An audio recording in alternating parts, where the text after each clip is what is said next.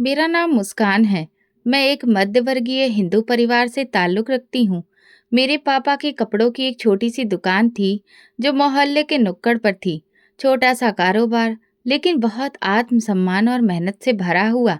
वो हर रोज़ सुबह उठकर दुकान खोलते और शाम तक जुटे रहते। हम 5 बहनें थीं। मम्मी के काम में हाथ बटाने के लिए हम सबने अपनी-अपनी ज़िम्मेदारियाँ खुद ही सँभाली थीं। लेकिन पापा का सपना हम सबसे बड़ा था। मेरी बेटियां पढ़ेंगी, अपने पैरों पर खड़ी होंगी, किसी की मोहताज नहीं होंगी। मोहल्ले वाले अक्सर कहते, मनोज भाई, आखिर बेटियों को पढ़ाकर क्या करोगे? आखिर में तो उनकी शादी ही करनी है। पापा मुस्कुराते हुए जवाब देते, मैं दहेज नहीं बना रहा, मैं उनके अंदर किरदार गढ़ रहा हूँ। ये बात मैंने बचपन से सुन रखी थी, शायद इसीलिए मेरे दिल में एक जिद सी बैठ गई थी। मुझे कुछ बनना है, सिर्फ कागज की डिग्री लेकर नहीं, बल्कि इंसानियत की सेवा करने वाली बनना है। मैं डॉक्टर बनने का सपना देखने लगी। ये सपना मेरे वजूद का हिस्सा बन गया था। जब भी कोई रिश्तेदार बीमार होता, मैं उनके साथ अस्पताल जाती और सफेद कोट पहने डॉक्टरों को देखती। उस समय दिल में एक अलहदा जुनून उठता, एक दिन ये सफेद कोट मेरे शरीर पर भी होगा। पापा ने कभी भी हमारी पढ़ाई में कोई समझौता नहीं किया। घर के खर्चे, रिश्तेदारी, सामाजिक दबाव, सब कुछ अपनी जगह, लेकिन बेटियों की पढ़ाई पहले। मैंने 10वीं के बाद विज्ञान में बायोलॉजी चुना। जब मेरे नंबर इतने अच्छे आए कि मेडिकल कॉलेज का दरवाजा खुल गया, तो वो मेरी जिंदगी का सबसे बड़ा दिन था। पापा ने मम्मी से कहा था, आज मेरी मेहनत रंग लाई है, मेरी बेटी अब दूसरों की जान बचाएगी। मेडिकल कॉलेज का दौर ऐसा था जब मैंने सिर्फ पढ़ाई नहीं सीखी, जिंदगी की हकीकतें भी समझी। मुझे एहसास हुआ सिर्फ किताबों का ज्ञान काफी नहीं होता, दर्द को महसूस करना और समझना भी जरूरी होता है। कॉलेज के 5 साल मैंने पूरी लगन से अपने ख्वाब को पूरा करने में लगाए। फिर आया इंटर्नशिप का दौर। मैं एक बड़े अस्पताल में ट्रेनिंग कर रही थी। यहीं मेरी मुलाकात हुई डॉक्टर रेयान से। दिल के मरीजों के लिए वो किसी फरिश्ते से कम नहीं थे। विनम्र, समझदार और अपने काम में निपुण। हमारी बातों की शुरुआत मरीजों से हुई, लेकिन बहुत जल्द दिलों तक पहुंच गई। हमारी सोचें मिलती थीं, नजरिए एक जैसे थे, और सबसे बढ़कर वो मेरे सपनों की इज्जत करते थे। जब बात घर तक पहुंची, पापा ने मुझे गहराई से देखा और कहा, अगर वो तुम्हारे सपनों को समझता है तो मैं भी राजी हूँ। और यूं ही मेरी शादी डॉक्टर रेयान से हो गई। एक डॉक्टर और एक पत्नी के रूप में मेरी जिंदगी एक नई राह पर चल पड़ी। हम शहर में रहते थे और हमारे 2 बच्चे हुए, एक प्यारी सी बेटी और एक बेटा। जिंदगी पूरी लगती थी। माँ बाप की दुआएं, बच्चों की हंसी और मरीजों की शुक्रगुजारी। ऐसा लगता था भगवान ने दिल खोलकर सब कुछ दे दिया। शाम को जब अस्पताल से लौटती, तो मेरी बेटी दौड़ती हुई आती और कहती, माँ, आज कितनों को ठीक किया। मैं मुस्कुराकर कहती, जितनों को तुम अपनी हंसी से ठीक कर सकती हो, उनसे थोड़े ही कम। लेकिन ये कहानी यहीं खत्म नहीं होती। असल इम्तिहान तो अभी बाकी था। ख्वाब देखना आसान होता है, उन्हें पाना भी मुमकिन, लेकिन उनकी कीमत चुकाना सबसे कठिन होता है। मैंने एक शांत और संजीव जिंदगी का सपना देखा था। वो मुझे मिल भी गई, लेकिन मुझे नहीं पता था कि जिंदगी के किसी मोड़ पर मैं एक ऐसा फैसला लूंगी जो मुझे अंदर से तोड़ देगा, जो मेरी आत्मा पर बोझ बन जाएगा।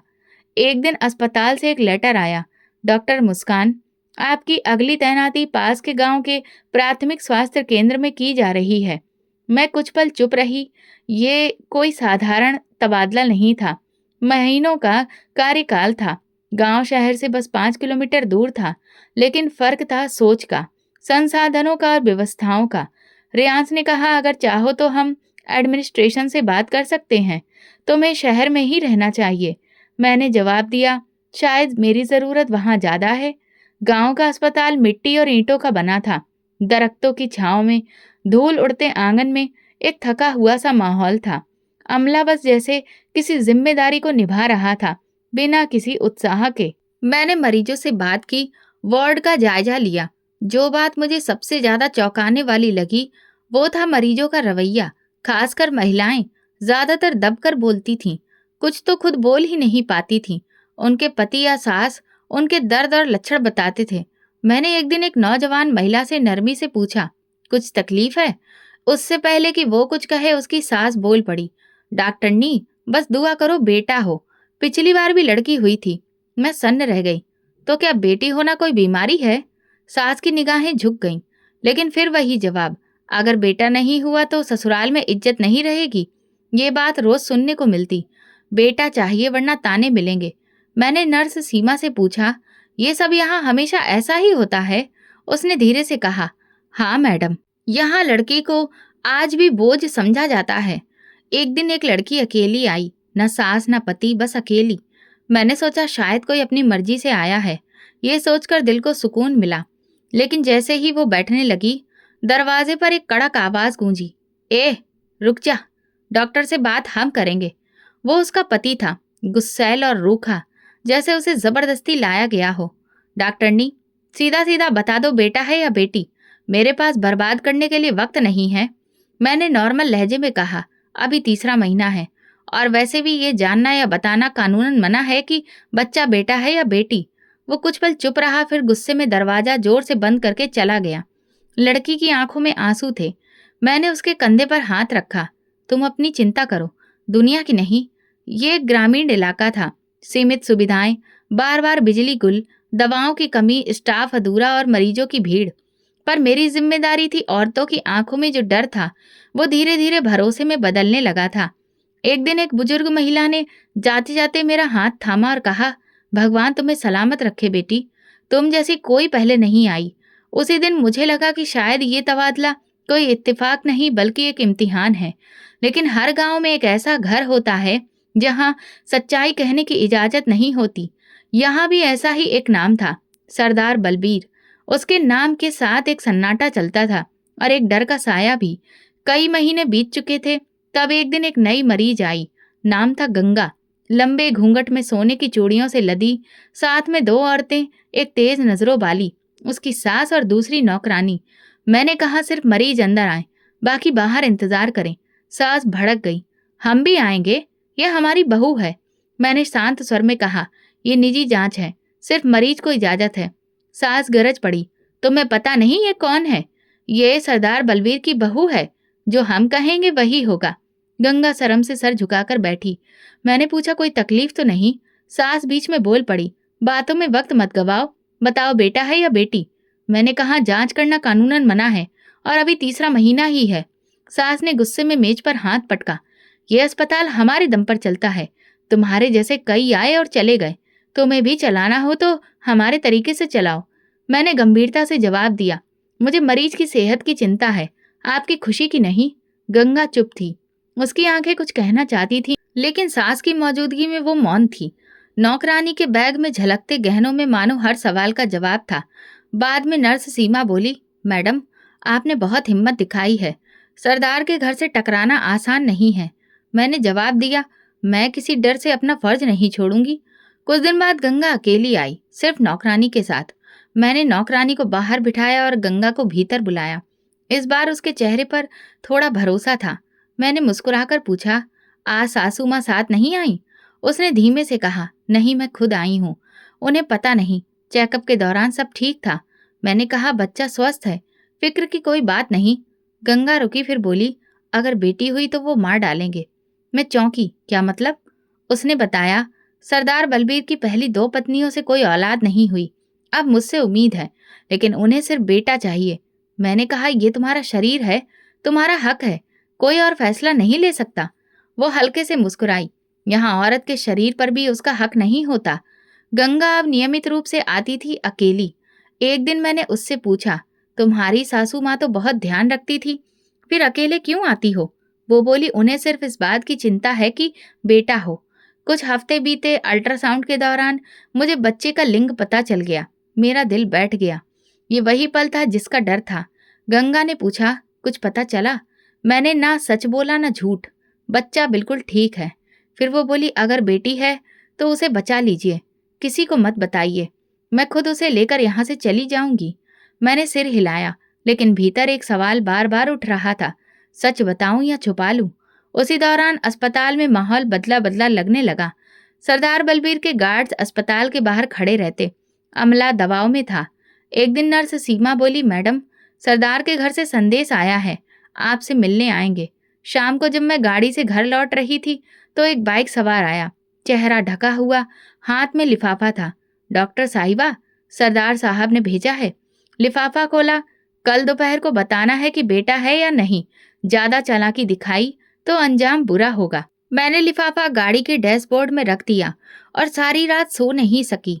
अगले दिन दोपहर में ठाकुर बलबीर अस्पताल आया। उसके साथ 2 बॉडीगार्ड और पीछे उसकी माँ भी थी। मेरी ओपीडी में दाखिल होते ही उसने सीधा सवाल किया, बता दो बेटा है या नहीं। मैंने फाइल बंद कर दी। मैं नहीं बता सकती, ये कानूनन भी गलत है और नैतिक रूप से भी। उसकी माँ आगे बढ़ी, डॉक्टरनी, तुम्हें शायद अपनी हैसियत का अंदाजा नहीं। इस अस्पताल की ईंट से ईंट बजा सकते हैं हम। मैंने कहा, यह अस्पताल है, किसी की जागीर नहीं। ठाकुर ने मेज पर हाथ मारा, बहुत बोलती हो तुम, संभाल लो खुद को, वरना जुबान हमेशा के लिए बंद कर देंगे। वो चले गए, लेकिन उनके शब्दों की धमकी कमरे में गूंजती रही। मेरी रातें अब सवालों में गुजरने लगी थी। क्या मैं सिर्फ एक डॉक्टर हूं या एक इंसान भी, जिस पर किसी की जिंदगी का बोझ है? क्या मेरी खामोशी किसी को बचा सकती है या मेरा सच किसी को मरवा देगा? और तब मैंने फैसला किया, अभी कुछ नहीं कहूंगी। शायद खामोशी ही एकमात्र रास्ता है, खामोशी जो किसी जान को बचा सकती है। अस्पताल का माहौल रोज पर रोज बदल रहा था। कुछ चेहरों पर खामोशी और गहरी होती जा रही थी और कुछ नजरें चुराने लगी थी। मुझे अब यकीन हो चला था कि मामला सिर्फ बच्चे का लिंग का नहीं रहा, अब बात थी अहंकार की, ताकत की और ठाकुर बलबीर के लिए अपनी वंशवेल की। उस दिन मौसम बहुत भारी था। ओपीडी में मरीज कम थे। दोपहर को दरवाजा बिना दस्तक के खुला। ठाकुर बलबीर अंदर आया। सफेद धोती कुर्ता, कंधे पर गमछा और हाथ में चमड़े का ब्रीफ केस। डॉक्टरनी, बात सुनो मेरी, मैंने शांत लहजे में कहा। आइए बैठिए, क्या बात है? उसने कुर्सी पर बैठते ही ब्रीफ केस मेज पर रखा, गर्दन मोड़कर दरवाजा बंद करवाया। दोनों गार्ड बाहर खड़े हो गए। ठाकुर ने मेरी आंखों में सीधे देखा। हमें सब पता चल चुका है। तूने बताने से इनकार किया, लेकिन अब वक्त खत्म हो चुका है। सुना है लड़की है। मैं खामोश रही। उसने ब्रीफ केस खोला, अंदर नोट ही नोट थे। ये तेरे बच्चों के भविष्य के लिए है। ब्रीफ केस ले जा और जब गंगा बच्चे को जन्म दे, अगर लड़की हो तो वो हमें ना दिखे। मैंने सख्त लहजे में कहा, यह हत्या है। ठाकुर का चेहरा सख्त हो गया। ये परंपरा है, वंश का वारिस लड़के होते हैं। अगर तू समझदार है तो जुबान बंद रख, काम कर और बाकी जिंदगी ऐश में गुजार। कमरे में सन्नाटा छा गया। सिर्फ बारिश की बूंदें खिड़की से टकरा रही थीं। मैंने सीधे होकर कहा, अगर मैं ये सब ना करूं? ठाकुर ने हंसते हुए कहा, तो अंजाम खुद सोच ले। अस्पताल चला जाएगा, नौकरी भी और इज्जत भी। वो ब्रीफ केस वहीं छोड़कर चला गया। उस शाम गंगा आई, थकी हुई, डरी हुई। डॉक्टरनी साहिबा, लगता है वक्त आ गया है, लेकिन मैं डरी हुई हूँ। मैंने नजरें झुका ली। सब ठीक होगा, तुम चिंता मत करो। वो कुछ कहना चाहती थी लेकिन रुक गई। शायद मेरे लहजे से कुछ समझ गई थी। उस रात मैं देर से घर पहुंची। ब्रीफ केस बेडरूम के कोने में रखा, खोला नहीं, बस उसे देखती रही। मेरा बेटा आया और पूछा, माँ आज आप चुप क्यों हैं? मैंने मुस्कुराकर कहा, बस थोड़ा थक गई हूँ बेटा। अगले दिन नर्स सीमा ने कहा, गंगा की तबीयत बिगड़ रही है, लेबर में जा चुकी है। मैंने खुद जाकर उसका मुआयना किया। सब कुछ सामान्य था, लेकिन ब्लड प्रेशर बहुत बढ़ा हुआ था। आज डिलीवरी हो सकती है, तैयार रहना होगा। गंगा ने धीमे से कहा, मुझे आप पर भरोसा है डॉक्टरनी साहिबा, मेरी बच्ची को कुछ मत होने देना। उसकी बात सीने में चुभ गई। अब फैसला मुझे करना था। मैं अपने कमरे में लौटी, दरवाजा बंद किया और ब्रीफ केस खोला। पैसों की खुशबू फैल गई। खुद से कहा, इन पैसों से बच्चों का भविष्य संवर सकता है। नया घर, विदेश यात्रा। लेकिन गंगा का भरोसा और उस बच्ची का चेहरा बार बार सामने आ रहा था। आखिरकार मैंने ब्रीफ केस बंद किया और खुद से कहा, फिलहाल ठाकुर से कहती हूँ, हाँ सब हो जाएगा। मैंने ठाकुर को फोन किया, आपकी शर्त मंजूर है। उसने सिर्फ इतना कहा, समझदार औरत को हम कभी खाली हाथ नहीं लौटाते। फोन बंद हुआ और मेरे भीतर तूफान शुरू हो गया। ये वो लम्हा था जब मैंने अपने पेशे से नहीं, अपने जमीर से सौदा किया था। अगली सुबह अस्पताल पहुंची तो नर्स सीमा गेट पर ही मिली। मैडम, गंगा की हालत बिगड़ रही है। मैं बिना कुछ कहे भागी। ऑपरेशन का फैसला खुद लिया। बच्ची कुछ ही देर में दुनिया में आई। छोटी सी, सांवली, बहुत शांत, जैसे जानती हो कि ये दुनिया उसके लिए नहीं है। नर्स ने धीमे से कहा, बेटी हुई है। मैंने इशारे से चुप रहने को कहा, किसी को कुछ मत कहना। बच्ची को अलग वार्ड में रखवाया। मैंने ठाकुर को बुलवाया, अकेला। क्या हुआ? उसने पूछा। मैंने गहरी सांस ली। बेटी थी, लेकिन जन्म के कुछ ही पल बाद चल बसी। उसने मेरी आंखों में देखा, फिर ब्रीफकेस की ओर इशारा किया। पैसे तेरे हो गए, बात खत्म। मैंने ब्रीफकेस एक और रख दिया। कोई खुशी नहीं थी, ना शर्म, बस एक अजीब सी खामोशी। गंगा को होश आया। वो कमजोर थी लेकिन आंखों में सवाल था। मेरी बच्ची। मैंने उसका हाथ थामा। माफ करना, हम नहीं बचा सके। बहुत कोशिश की। वो खामोश रोने लगी, जैसे उसकी आवाज भी छीन ली गई हो। अगले दिन मैंने बच्ची को एक सादे कंबल में लपेटा, गाड़ी में डाला और शहर के एक अनाथालय पहुंची। दरवाजे पर क्लर्क मिला। कौन है ये बच्ची? मैंने फॉर्म भरा, नाम की जगह खाली छोड़ी और झूठ बोला। माँ जच्चगी में चल बसी। कोई रिश्तेदार नहीं। क्लर्क ने बच्ची को लिया और कमरे की तरफ इशारा किया। कमरा नंबर 7 में रख लो। आजकल जगह कम है, मगर बच्चों के लिए दिल में हमेशा जगह होती है। मैं बच्ची के पास गई, उसके छोटे से चेहरे को आखिरी बार छुआ और धीरे से कहा, मैं कुछ नहीं कर सकी, बस इतना किया कि तुझे जिंदा रखा। वापसी के रास्ते में गाड़ी चलाते हुए हाथ कांप रहे थे। शीशे पर बारिश की बूंदें पड़ रही थीं, लेकिन अंदर दिल का मौसम बिल्कुल शांत और संतुष्ट था। मेरा पति मुझसे ज्यादा सवाल नहीं करता था। उसे मेरे इस तरह से पेश आने की वजह मालूम थी। अगले दिन अस्पताल में सब कुछ सामान्य था। नर्सें गंगा की देखभाल कर रही थी। वार्ड में खामोशी थी और बलबीर का दबाव अब खत्म हो गया था। नर्स सीमा मेरे पास आई। मैडम, आपने बहुत समझदारी से सब संभाल लिया। मैंने उसकी ओर देखा। ये समझदारी नहीं, मजबूरी थी। सीमा ने धीरे से कहा, कम से कम बच्ची तो बच गई। मैंने सिर हिला दिया, लेकिन दिल में सवाल गूंज रहा था, क्या वाकई बच गई या एक माँ से छीन ली गई? गंगा अब चुप रहने लगी थी। वो किसी से बात नहीं करती, बस शून्य में देखती रहती। उसके कमरे में मैं अक्सर चुपचाप जाकर बैठ जाती, बिना कुछ कहे। मुझे पता था अब ये झूठ हमेशा मेरे साथ रहेगा। मैंने बच्ची को जिंदा रखा, लेकिन उसकी माँ को मार डाला, शायद खुद को भी। पिछले कुछ दिन जैसे भारी पत्थरों की तरह मेरे कंधों पर लदे थे, लेकिन अब लग रहा था सब संभल गया है।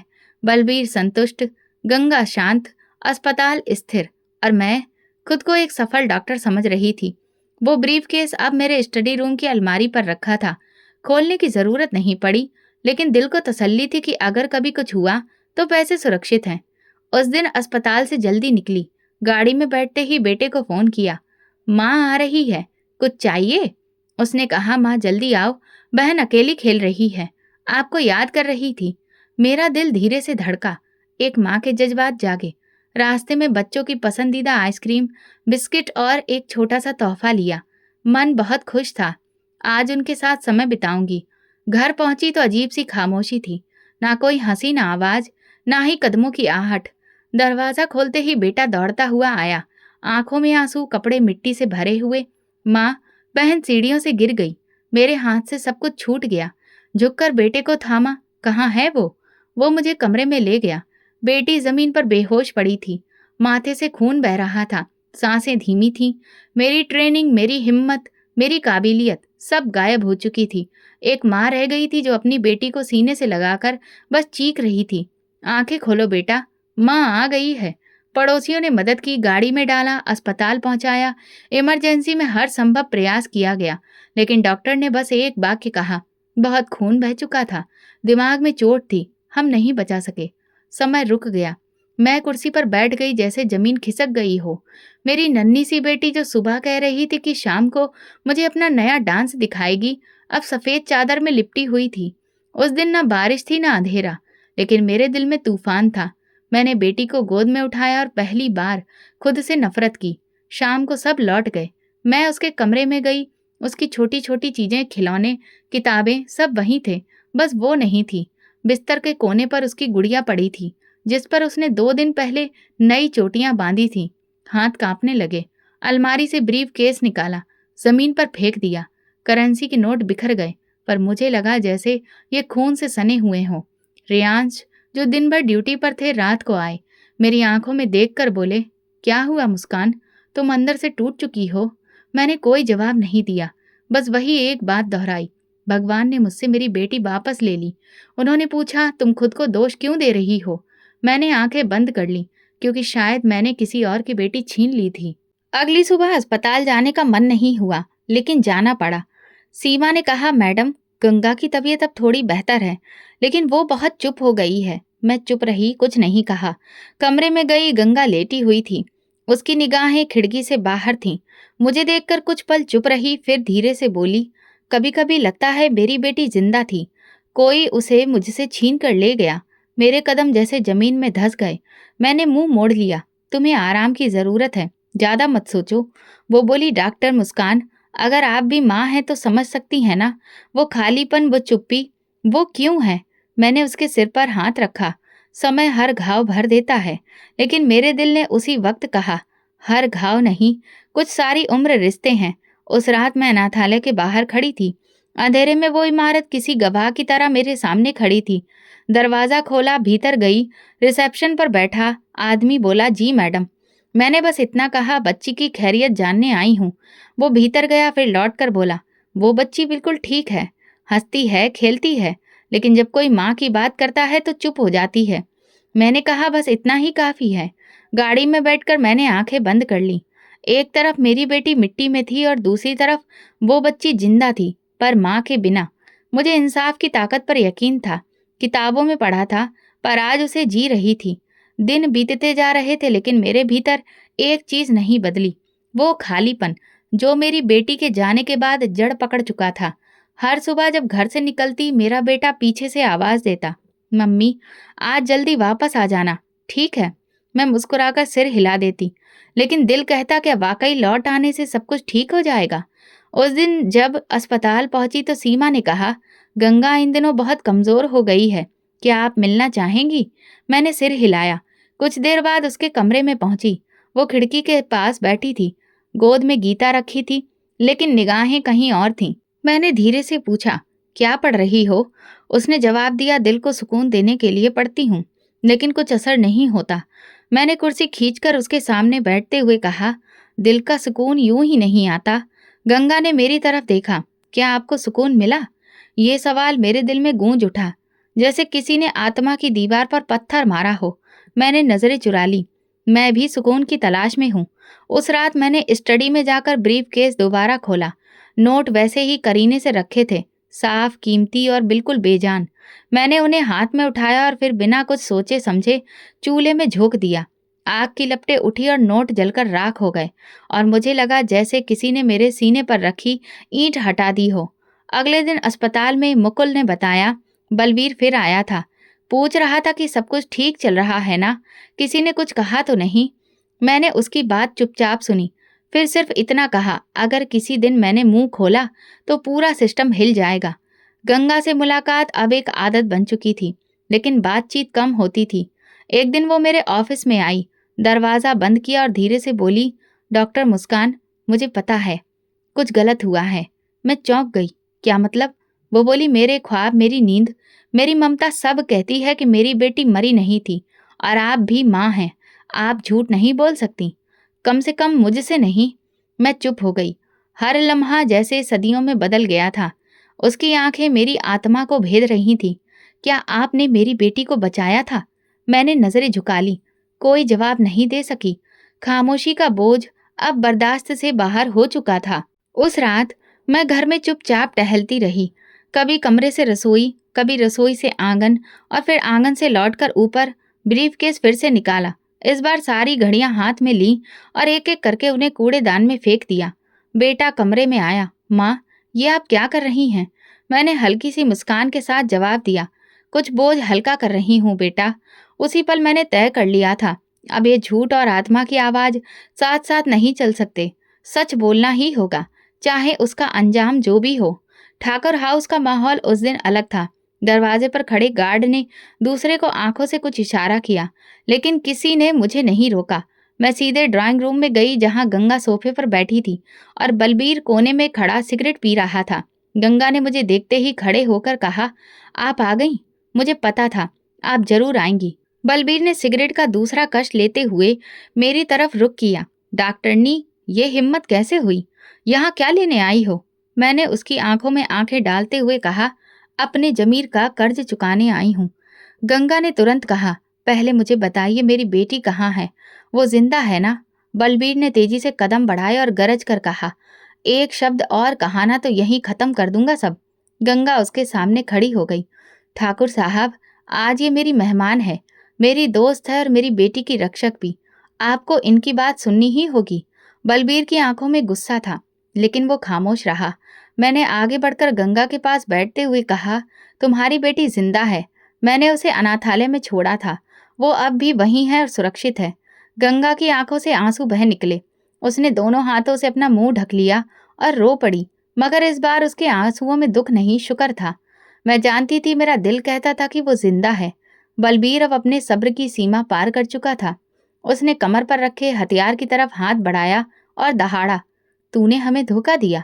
हमने तुझे खरीदा था और तू हमें ही बेवकूफ बना गई। मैंने दृढ़ता से कहा, ना तुम मुझे खरीद सकते थे और ना ही मेरे जमीर को। वक्त वही था, लेकिन जिंदा आत्मा रखने वाले लोग देर से ही सही लौट आते हैं।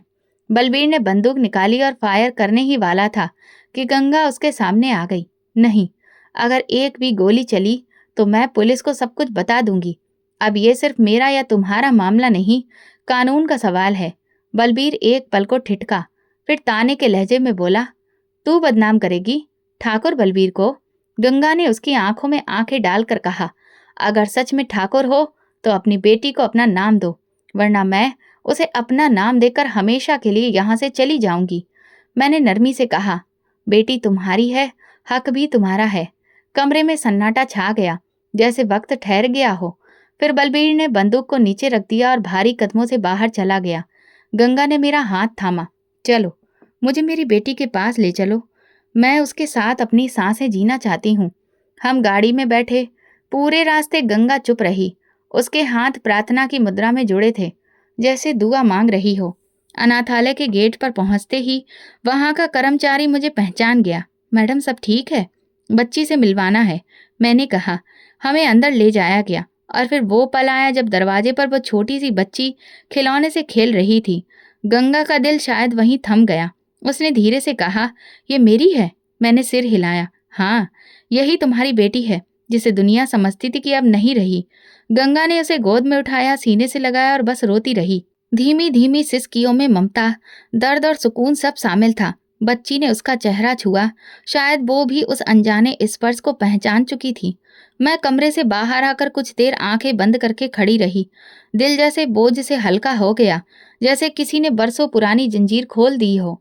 गंगा ने कहा, मैं अब ठाकुर हाउस नहीं जाऊंगी। मैं अपनी बेटी के साथ नई दुनिया बनाऊंगी। मैंने कहा, तो अब असली लड़ाई शुरू होने वाली है। गंगा ने मजबूती से कहा, अब डरने का वक्त नहीं, अब जीने का वक्त है, और मैं अपनी बेटी के साथ जीऊंगी। ये वो दिन था जब मैंने जाना कि सच कहने के बाद भी जिंदगी खत्म नहीं होती, बल्कि वहीं से असल जिंदगी शुरू होती है। अनाथालय से लौटने के बाद गंगा की आंखों में नींद नहीं थी, पर सुकून जरूर था। वो बार बार बेटी की पेशानी को चूमती, गोद में झुलाती, जैसे वक्त से सीने हर लम्हे को वापस पाना चाहती हो। गाड़ी में सन्नाटा था, लेकिन उस खामोशी में एक माँ की जीत की आवाज थी। मैंने कहा, तुम्हें अब कानूनी सुरक्षा लेनी होगी। गंगा ने सड़क पर नजरें जमाते हुए कहा, अब मैं पीछे नहीं हटूंगी, मगर एक बार ठाकुर की आंखों में आंखें डालकर कहूंगी, तू हार गया। मैंने चेताया, सावधान रहना होगा। ठाकुर बलबीर सिर्फ इंसान नहीं, एक पूरा तंत्र है जो अपने खिलाफ आवाज बर्दाश्त नहीं करता। गंगा ने सोती हुई बेटी की तरफ देखा। अब मैं किसी से नहीं डरती। जब एक माँ की गोद खाली हो जाए तो वो झुकती नहीं, लड़ती है। हम सीधे मेरे घर आए। मेरी नौकरानी ने बच्चों को सुला दिया। मैं और गंगा बैठक में बैठ गए। वो थकी हुई थी, लेकिन उसके लहजे में दृढ़ता थी। मैं कल ठाकुर से मिलने जाऊंगी। उसके सामने खड़े होकर कहूंगी कि अब मैं उसकी गुलाम नहीं हूँ। मैंने कहा, तुम अकेली मत जाना, मैं तुम्हारे साथ चलूंगी। अगले दिन का सूरज जैसे किसी नए अध्याय की शुरुआत लेकर आया। हम ठाकुर हाउस की ओर चले। बेटी को मैंने अपने पति के पास छोड़ दिया, जो खुद भी एक डॉक्टर है और हालात को समझते हैं। इस बार ठाकुर के ड्राइंग रूम में पिछली बार की तुलना में ज्यादा तनाव था। ठाकुर अकेला नहीं था, 2 गार्ड और 2 खास आदमी उसके साथ थे। जैसे उसे पहले से आभास था कि कोई बड़ी चुनौती सामने आने वाली है। गंगा ने आगे बढ़कर कहा, मुझे सबके सामने एक बात कहनी है। ठाकुर बलबीर कुर्सी पर बैठते हुए बोले, हाँ बोलो, क्या कहना है? गंगा ने साफ शब्दों में कहा, मेरी बेटी जिंदा है और मैं उसे वापस ले आई हूँ। तुम्हारे सारे इरादे नाकाम हो चुके हैं और अब मैं तुम्हारे खिलाफ कानूनी कार्रवाई करूंगी। कमरे में सन्नाटा छा गया। ठाकुर बलबीर ने अपने गार्ड्स की तरफ देखा, जैसे वो बस एक इशारा देने ही वाला हो। फिर वो गुस्से में बोले, अब तू मुझे धमकाएगी? गंगा ने दृढ़ता से कहा। ये धमकी नहीं, इंसाफ की मांग है। तुमने एक माँ से उसकी बेटी को छीनने की कोशिश की, अब तुम्हें इसका जवाब देना होगा। ठाकुर बलबीर गुस्से से खड़े हो गए और हाथ मेज पर मारा। क्या करेगी? पुलिस बुलाएगी, अदालत जाएगी। मेरी रग रग में सत्ता दौड़ती है। मैं चाहूं तो तुम्हें और तुम्हारी बेटी को ऐसे गायब करवा दूं कि कोई सुराग भी ना मिले। मैंने कुर्सी से उठते हुए कहा, ठाकुर साहब, अगर आप अब भी ये समझते हैं कि वो पुराना जमाना बाकी है, तो आप गलत फहमी में हैं। आपके खिलाफ सबूत मौजूद है। ये पूरी कहानी, ये झूठ, ये दबाव अब अदालत के सामने पेश होगा। ठाकुर बलबीर हंसते हुए बोले, डॉक्टरनी, तू तो बड़ी ईमानदार बनी फिरती है। भूल गई वो ब्रीफकेस, वो वादा? मैंने उसकी आंखों में आंखें डालकर कहा, याद है सब कुछ, इसलिए तो अब सच बोलने आई हूं। अब हिसाब लेने का वक्त आ गया है। गंगा ने एक फाइल निकाली। ये एफआईआर का मसौदा है। कल हम थाने जाएंगे और अगर तुमने रोकने की कोशिश की तो मैं मीडिया को सब बता दूंगी। ठाकुर बलबीर की पेशानी पर पसीना आ गया। उसने पानी का गिलास उठाया। हाथ थोड़े कांप रहे थे। कुछ पल सोचते रहे। मैंने कहा, फैसला तुम्हारा नहीं, कानून का होगा। अगली सुबह गाड़ी में लौटते वक्त गंगा खामोश थी, लेकिन उसके चेहरे पर मजबूती दिख रही थी। मैंने कहा, तुमने बहुत बड़ा कदम उठाया है, अब कोई वापसी नहीं है। गंगा ने धीरे से कहा, मैं वापस जाना नहीं चाहती। मैं चाहती हूँ कि जो वक्त मुझ पर थोपा गया था वो किसी और पर ना आए। हमने उसी दिन वकील से संपर्क किया, एफआईआर का मसौदा तैयार करवाया, सबूत जुटाए और अगली सुबह थाने पहुंचे। पुलिस स्टेशन के बाहर गंगा मेरे साथ खड़ी थी, हाथ में एफआईआर का फोल्डर और चेहरे पर गंभीर था, जैसे बरसों की नींद के बाद उसकी आंख खुली हो। हवलदार ने पूछा, जी बहन जी, किससे मिलना है? मैंने कहा, थानेदार साहब से मिलना है, एक रिपोर्ट लिखवानी है। कुछ देर बाद हम अंदर गए। थानेदार साहब एक अधेड़ उम्र के व्यक्ति थे। मेज पर फाइलें और एक कप चाय रखा था। उन्होंने गंगा की तरफ देखा। जी बहन जी, बताइए क्या परेशानी है? गंगा ने कहा, मैं ठाकुर बलबीर के खिलाफ एफआईआर दर्ज करवाना चाहती हूँ। ये सुनकर थानेदार साहब कुछ पल के लिए रुके। ठाकुर बलबीर, वही गांव के दबंग? गंगा ने कहा, हाँ वही, जिसने मेरी बच्ची को मरवाने की कोशिश की। गंगा ने वो फोल्डर बढ़ा दिया जिसमें अस्पताल की रिपोर्ट्स, नर्सों के बयान और उसका लिखित बयान था। थानेदार बोले, बहन जी, आप जानती हैं किसका नाम ले रही हैं? यह आदमी इस इलाके का सबसे ताकतवर व्यक्ति है।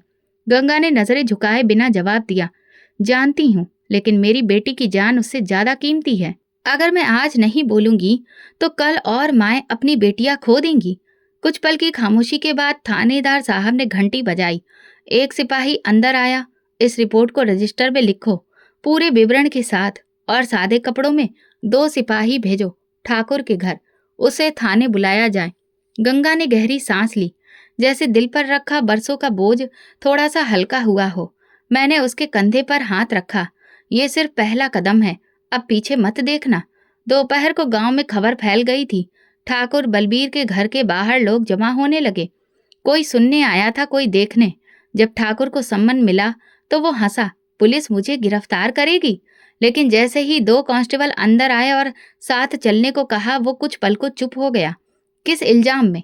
सिपाही ने कहा, जान से मारने की कोशिश, गैर कानूनी दबाव और महिला उत्पीड़न जैसे संगीन आरोप। ठाकुर बोला, इस डॉक्टरनी ने तुम्हें पैसे देकर बुलाया है? सिपाही ने जवाब दिया, ये मामला कानून का है, भावनाओं का नहीं, चलिए हमारे साथ। गार्ड्स ने रोकने की कोशिश की, लेकिन एक फोन कॉल पर अतिरिक्त पुलिस पहुंच गई और ठाकुर पहली बार सिर झुकाकर गाड़ी में बैठाया गया। मैं और गंगा पुलिस स्टेशन के बाहर खड़े थे। वही ठाकुर बलबीर जिसके सामने कोई जुबान नहीं खोलता था, आज हथकड़ियों में बैठा था। गंगा ने कहा, काश मैं ये नज़ारा अपनी बेटी की आंखों से दिखा पाती। मैंने कहा, ये नज़ारा तुम्हारी हिम्मत का नतीजा है। अब ये सिर्फ तुम्हारा नहीं, कई माँओं की उम्मीद है। शाम को एफआईआर की कॉपी मिल गई। मुकदमा दर्ज हो चुका था। ठाकुर की जमानत तुरंत नहीं हो सकती थी क्योंकि आरोप गंभीर थे। अगले दिन अदालत में पेशी थी। गांव में चर्चाएं थीं। कोई कह रहा था बदनामी हो गई ठाकुर की, कोई कह रहा था कानून अब जाग गया है, लेकिन ज्यादातर लोग चुप थे। वो चुप्पी जो बरसों के डर से थी, अब हैरत से टूट रही थी। उस रात गंगा और उसकी बेटी मेरे घर रुकी। रात के खाने पर जब गंगा ने बेटी के माथे पर हाथ फेर कर कहा, ये घर अच्छा है बेटी, क्योंकि यहाँ पर सच बोला जाता है। मैंने दरवाजे पर खड़े होकर बाहर की ओर देखा। हवा में एक बदलाव था, वो बदलाव जिसकी शुरुआत किसी बड़ी अदालत से नहीं, एक माँ के दिल से हुई थी। गांव के वही कच्चे रास्ते, वही अस्पताल, वही चेहरों की कतार, लेकिन अब हर चीज बदली हुई महसूस हो रही थी। ठाकुर बलबीर की गिरफ्तारी के बाद माहौल जैसे किसी भारी बोझ से आजाद हो गया था। लोग खुलकर बातें करने लगे थे। नर्सें पहले से ज्यादा आत्मविश्वास के साथ काम कर रही थी, और सबसे महत्वपूर्ण बात, अब मरीजों को रिश्तों और जान पहचान की जगह उनकी बारी के अनुसार इलाज मिलने लगा था। मैं अस्पताल के छोटे से कमरे में बैठकर फाइलों को क्रम से लगा रही थी। दीवार पर लगी घड़ी जैसे रुक रुक कर चल रही थी। हर टिक टिक मेरे अंदर की खामोशी को और गहरा कर रही थी। गंगा और उसकी बेटी अब शहर के एक सुरक्षित स्थान पर थी। कानून ने उनकी सुरक्षा का वादा किया था, और मुकदमा अब भी चल रहा था। नर्स सीमा अंदर आई। मैडम, एक नया पत्र आया है, शायद तबादले से संबंधित है। मैंने लिफाफा खोला। तबादले की मंजूरी थी। अब मुझे वापस शहर के मुख्य अस्पताल भेजा जा रहा था। कागज को हाथ में लिए मैं कुछ देर चुपचाप बैठी रही, फिर धीमे से सीमा से कहा, यह अस्पताल अब तुम्हारे हवाले है। अब सच को संभालने की जिम्मेदारी तुम्हारी है। सीमा ने मुस्कुराकर कहा, आपने हमें सिखा दिया कि डरना नहीं है, झुकना नहीं है। हम सबको आप पर गर्व है मैडम। मैंने हल्के से सिर हिलाया, लेकिन दिल में अभी भी कुछ अधूरा था। शाम को अस्पताल से निकलते हुए मैं उस कमरे की ओर गई जहां गंगा पहली बार जांच के लिए आई थी। बिस्तर खाली था, खिड़की से सूरज ढल रहा था। एक पल के लिए ऐसा लगा जैसे वक्त ने अपना पूरा चक्र पूरा कर लिया हो। गाड़ी में बैठकर मैं सीधे शमशान घाट के पास गई, जहां मेरी बेटी की अस्थियां विसर्जित की गई थीं। वहीं पास में एक पुराना पीपल का पेड़ था, उसके नीचे बस एक सादा सा पत्थर। मैं वहीं बैठ गई। हाथों में कुछ नहीं था, जुबान पर कोई शब्द नहीं, बस एक मौन प्रार्थना। मैं जानती हूँ तुम उस वक्त चली गई थी जब मैं खुद को सबसे सफल समझ रही थी, लेकिन शायद तुम मुझे बताना चाहती थी कि असली सफलता क्या होती है। मैंने अपनी गलती को सच्चाई से बदला, किसी और की बेटी को जीवन दिया। क्या ये काफी है? हवा में हल्की सी नमी थी। पास से गुजरती एक महिला ने सिर झुकाकर कहा, डॉक्टर साहिबा, हम सब आपकी लंबी उम्र की दुआ करते हैं। भगवान ने आपको बहुत महान कार्य के लिए चुना है। मैंने उसकी ओर देखा और बस मुस्कुरा पाई। अगले दिन मैंने सुबह वो ब्रीफ केस निकाला जो सालों से बंद पड़ा था। उसमें रखे सारे नोट निकाले बिना गिने हुए उन्हें जला दिया था। आग की लपटें उठती थीं और जल्दी हुई मुद्रा की गंध राख में बदल गई थी, और मेरे भीतर कुछ जैसे टूट गया था। मेरा बेटा पास आकर बोला, मम्मी ये क्या कर रही हो? मैंने कहा, अपनी बेटी के लिए जो बोझ रखा था वो हल्का कर रही हूँ। शहर वापसी का दिन आ गया था। मैंने पुराने कमरे की चाबी नर्स सीमा को सौंपी। ये चाबी अब तुम्हारे हाथ में है, इसे कभी झूठ के लिए इस्तेमाल मत होने देना। सीमा की आंखों में आंसू थे। वादा है मैडम। शहर लौटकर मैंने फिर से अस्पताल ज्वाइन किया, लेकिन इस बार मेरे अंदाज में एक स्थिरता थी। ना कोई जल्दबाजी, ना कोई दिखावटी सफलता का नशा। मैं अब हर मरीज को सिर्फ शरीर से नहीं, दिल से भी समझने लगी थी। गंगा ने एक दिन मुझे फोन किया, मेरी बेटी बार बार आपका नाम लेती है, उसके लिए आप सिर्फ डॉक्टर नहीं हो। मैंने कहा, मुझे उसके लिए कुछ करना है। मैं उसकी पढ़ाई का खर्च उठाऊंगी। वो जहां भी रहे मेरी बेटी की जगह लेगी। गंगा कुछ देर चुप रही, फिर बोली, मैंने आपको माफ कर दिया है। जो हुआ उसके बाद आपने जो किया वो कम नहीं था। ये शब्द मेरे लिए काफी थे। मैंने फोन रखकर सजदे में सिर झुकाया। पहली बार दुआ करते हुए मेरे हाथ नहीं कांपे। पहली बार दिल से निकली दुआ ने जुबान को रास्ता दिया। हे प्रभु, मेरा हिसाब तुझसे है, लोगों से नहीं। अगर मैंने प्रायश्चित किया है तो मुझे शांति दे, अगर नहीं किया है तो मुझे और अवसर दे। जिंदगी अब फिर उसी रफ्तार से चल रही थी, लेकिन अब मैं किसी दौड़ में नहीं थी। अस्पताल में जब कोई महिला डरते हुए पूछती, डॉक्टर साहिबा अगर बेटी हुई तो, मैं पूरे विश्वास से कहती, बेटी होगी तो तुम्हारी दुनिया रोशन होगी। और जब वो महिला मुस्कुराकर कहती, आप जैसी बात कोई नहीं करता, तो मेरे भीतर से एक शांत आवाज आती, अब शायद तुम अपने अंतर्मन की अदालत में निर्दोष हो चुकी हो मुस्कान। यही मेरी आखिरी मंजिल थी, प्रायश्चित की। तो दोस्तों, अगर आपको हमारी कहानी पसंद आई हो तो कमेंट करके ज़रूर बताएं। वीडियो को लाइक करें और ज़्यादा से ज़्यादा शेयर करें। अगर आप चैनल पर नए हैं तो सब्सक्राइब जरूर करें और नोटिफिकेशन बेल दबाएं ताकि अगली अपडेट सबसे पहले आपको मिले। धन्यवाद।